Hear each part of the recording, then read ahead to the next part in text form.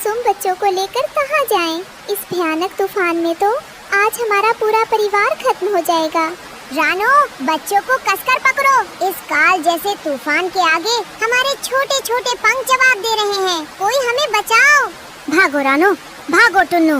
यहाँ खड़े रहे तो सीधे मौत के मुंह में जाओगे। पूरा जंगल शमशान बन रहा है। आज कोई पक्षी जिंदा नहीं बचेगा। जंगल में मौत का तांडव था। सब बेघर थे, लेकिन तभी हमें जंगल के बाहर एक ऐसी जादुई और अजीब चीज मिली जिसने हम सब की जान बचा ली। आखिर क्या था वो लोहे का बड़ा सा दानव? चलिए देखते हैं। जंगल में घनघोर अंधेरा छाया हुआ था। बिजली कड़क रही थी। कड़कड़, धड़ाम, मूसलाधार बारिश हो रही थी। सभी पक्षियों के घोंसले टूटकर गिर चुके थे। एक बड़े बरगद के पेड़ की घनी टहनी के नीचे सभी पक्षी दुबके हुए थे, लेकिन पत्तों से पानी टपक रहा था। मम्मी, मुझे बहुत डर लग रहा है।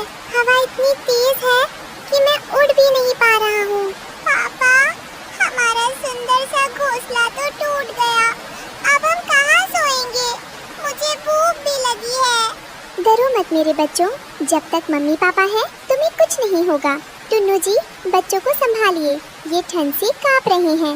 रानो, मैं क्या करूं? इस तूफान ने तो पूरे जंगल को तहस नहस कर दिया है। हमारा अनाज भी पानी में बह गया। तभी पास की टहनी से कालू कौवा और गोरी कौवी उड़कर उनके पास आते हैं। उनके काले पंख पूरी तरह भीग चुके थे।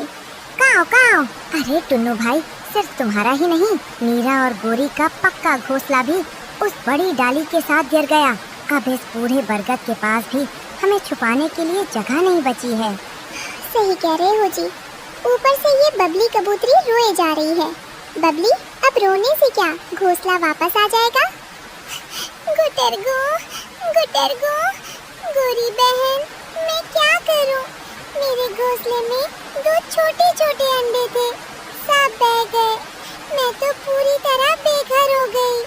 तभी तोता और तोती हाफते हुए उसी टहनी पर आकर बैठते हैं। भागो भाई भागो, उस तरफ के सारे पेड़ गिर रहे हैं। जान बचाना मुश्किल है। हाँ तोता जी, सही कह रहे हैं। रोने धोने से काम नहीं चलेगा। हमें तुरंत कुछ सोचना होगा, नहीं तो हमारे बच्चे इस ठंड और बारिश में बीमार पड़ जाएंगे। बारिश थोड़ी कम होती है, लेकिन खतरा अभी टला नहीं था। रानो चिड़िया सभी को एक साथ इकट्ठा करती है। सुनो सभी पक्षी भाई बहनों, मेरी बात सुनो। इस तरह अलग अलग बैठकर रोने से कोई हल नहीं निकलेगा।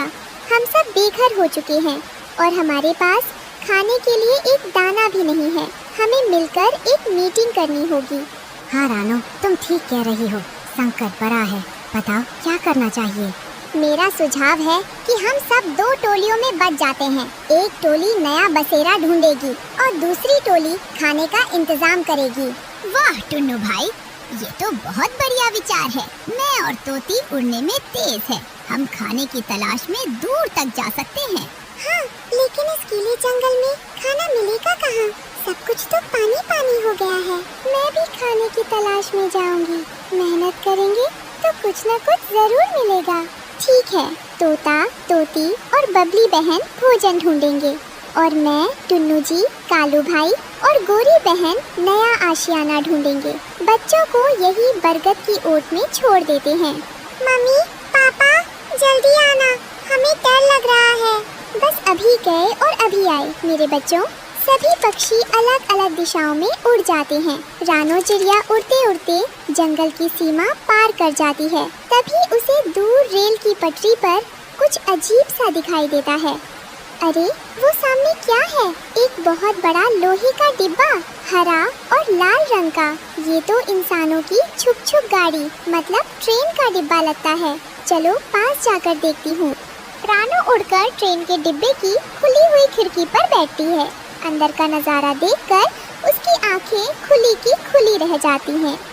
ओ मेरे भगवान, ये तो चमत्कार हो गया। ये डिब्बा तो ऊपर से पूरी तरह ढका हुआ है।